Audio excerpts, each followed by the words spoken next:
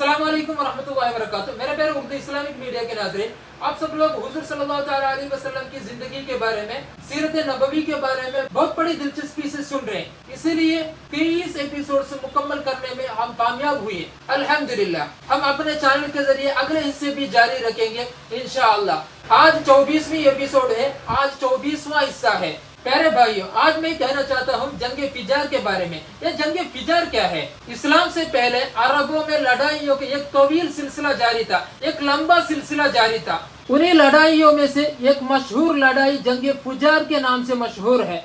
अरब के लोग जुल्कादा, जुल्हिज्जा, मुहर्रम और रजब इन 4 महीनों का बेहद एहतराम करते थे और इन महीनों में लड़ाई करने को गुनाह समझते थे।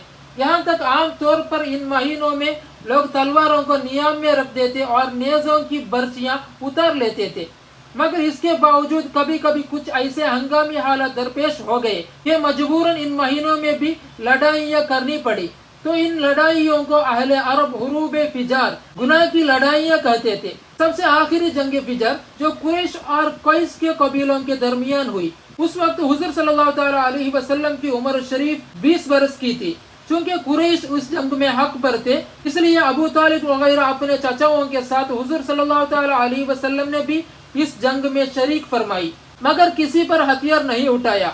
सिर्फ इतना ही किया कि अपने चाचाओं को तैर उठा उठा कर देते रहे।